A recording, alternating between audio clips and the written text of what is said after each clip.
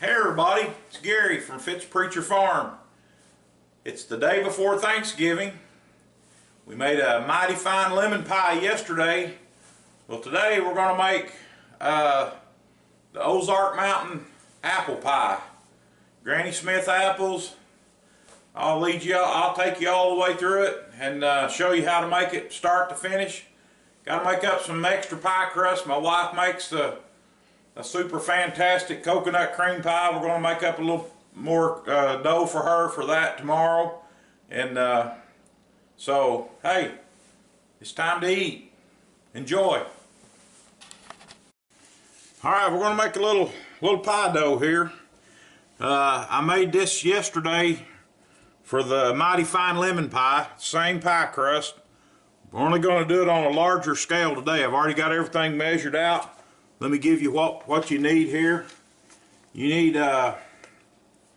this is triple batch, but what you need is 2 cups of all-purpose flour, 1 teaspoon of salt, 1 tablespoon of sugar, 6 tablespoons of butter, and 6 tablespoons of shortening. So I have tripled that. We now have 6 cups of all-purpose flour, 3 teaspoons of salt, 3 tablespoons of sugar, 6 tablespoons of butter, 18 tablespoons of butter, 18 tablespoons of shortening, Crisco, and you'll need 6 to 8 tablespoons of ice water. 18 to 22 tablespoons. I'll get it right in a minute. But I've already got the dry ingredients mixed up. We're going to put the butter and the Crisco in there, and I'm going to show you how to mix it up and get it going. I'm not going to go through this all again like I did yesterday. If you need to know about all this, go look at my mighty fine lemon pie recipe. Here's the butter. We're going to put that in. Here's your Crisco. We've already got the salt and the sugar and the flour mixed up. You want to mix that up first. This pie crust, you always want to make a little bit extra. I didn't make it quite thick enough yesterday. So you want to make a little bit extra. So we're going to start cutting this in. This may take a little bit, but as I said yesterday, I've been told this is the best pie crust that some people ever eat. I don't know. So I think it's pretty good. I hadn't seen anybody turn it down yet. It's Thanksgiving. Day before Thanksgiving here, and I kind of been sitting around thinking about what I've been thankful for, and thankful for my wife and my kids, and just some things I've been thinking about. Thankful that I've lived this long. I've got a younger brother that's already dead, has been dead for a while, and just a lot to be thankful for. But most of all, I'm thankful that God chose to send Jesus to die for my sins, and through his sacrifice he saved me, and that's just a preacher in me coming out. But you kind of want to break this up like that, get it going. I've got to go get some ice water. I'll be right back.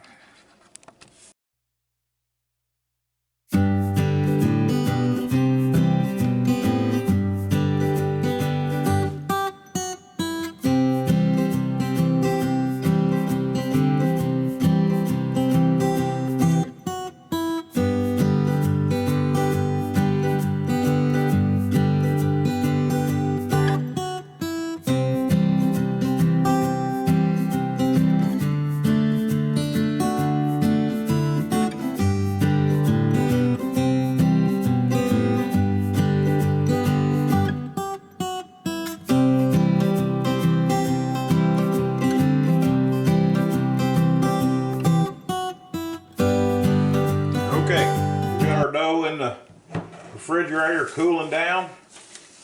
In this bowl is our ingredients for our apples for our filling.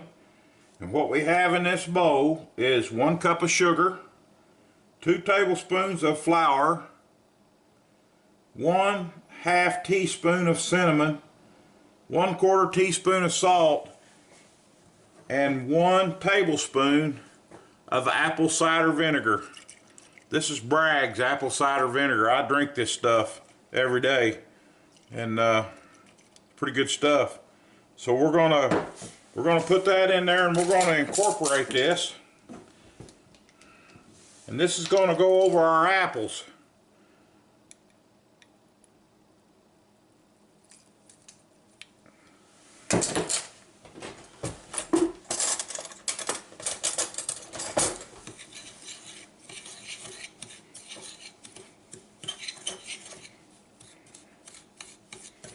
You get this all incorporated, it's going to look kind of funny, but believe me, this will... Ooh, it smells vinegary in here. Put the lid back on that thing. You're probably thinking, how in the world does he drink that?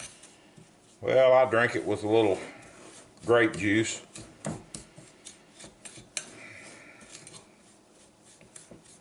You know, back in the day, that's the medicine that they had. You go back and look through the Bible, you'll see a lot of use of vinegar and things like that. It's what they had.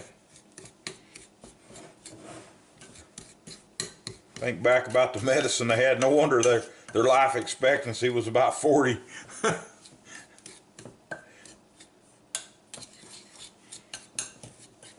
going to incorporate that all up. Get that ready to go on your apples. Now I have, actually you're supposed to have 5, but I got 6 Granny Smith apples soaking in some lemon water, and they're already kind of turned kind of funky, so I'm going to get this on there and get these ready to go in the pie crust. Be right back. Okay, we got the water drained off of them. Let's incorporate all this together.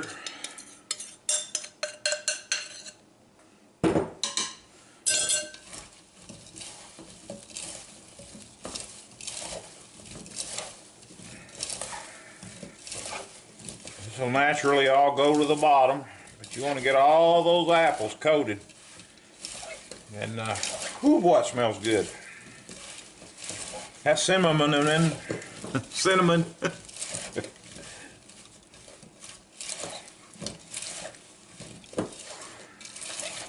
Boy, the old house will smell good tomorrow. It'll smell like Thanksgiving around here. I wish my kids were going to be here, but they're not. So we're going to the parents tomorrow.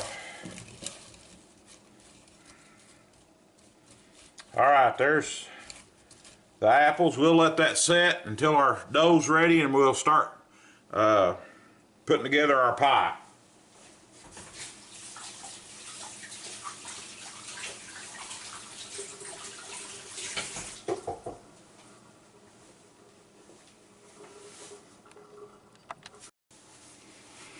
Okay guys, let's put this pie together. I saved you the boredom of all the rolling out the crust and all that. I've got the crust ready. As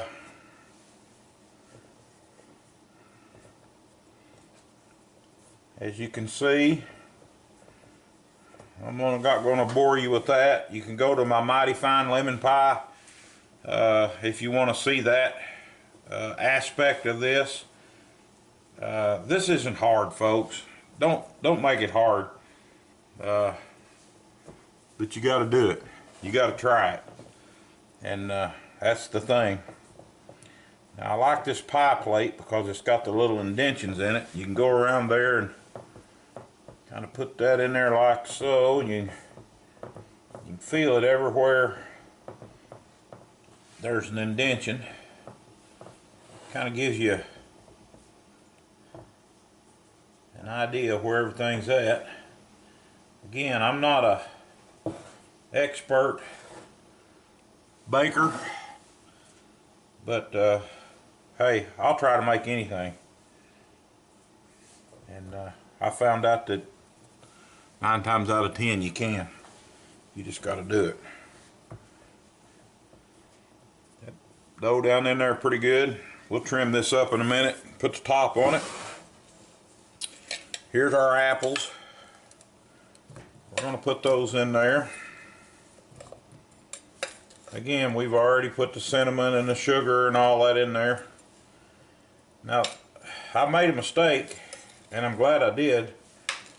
It was supposed to have been 5 apples, but for some reason I cut 6 up, and so as you can see, that's going to work out pretty good.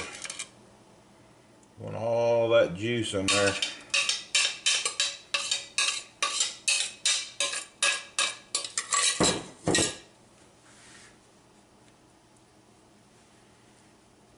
Boy, I'm telling you, this will be good. Can you smell that? Oh, it smells wonderful. There's nothing like apple pie. That smell. Okay, we got those in there. I'll be back in just a minute and we'll put the top on it. Be preheating your oven, by the way, at 400 degrees. And it's gonna bake for an hour. Be right back. Okay, we're ready to put the top on this thing. You notice I added a little flavor right there. Pat of butter. Butter's always good. Let's put the lid on this.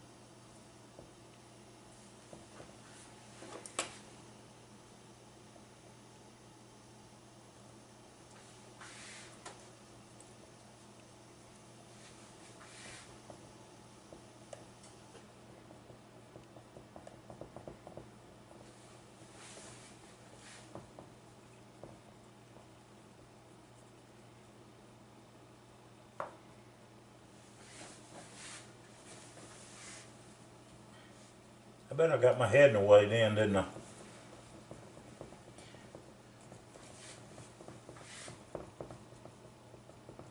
You guys might wonder why I'm bald. I have a condition, an autoimmune disease called alopecia. And I've had it ever since I was about 18 years old, started getting it. I wonder about people that cut good hair off. Okay, we've got that. We kind of will go around here and kind of take these edges and kind of meld that top and that bottom piece together best you can.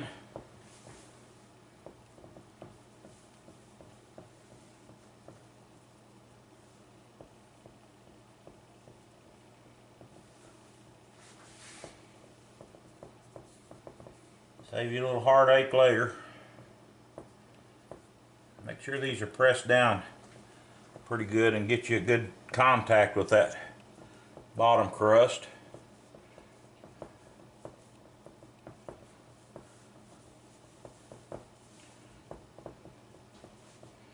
I went ahead and covered the handles up too. I'll cut some slits in here. Let our steam out. Now with this crust, what we're going to have to do is we're going to have to tinfoil around the edge of this for the first little bit. Well, I just lost my battery, so I don't know how far it went back. But anyway, we got these edges put together and melded together. We're going to put some tin foil on here, and I'll show you how to do that so we don't burn the edges of our crust. I'll be right back. Alright, here we are. We got the tin foil around there to keep it from burning. We're going to put it in the oven for about 1 hour, and in 1 hour we should have apple pie. I'll get you back. Well, there she is. I sure wish we had smell-o-vision. You guys, this is the finished product, and man, it smells like apple pie in here, and cinnamon and all that other good stuff. But there's the finished product. I'll get this all. I know some of you were waiting on the apple pie one, and there you go. So hey, subscribe to this channel. Like this video. If you got any questions about making these apple pies or any of these pies or any of this stuff I'm doing, shoot me a message. I'll help you out. Thanks for watching.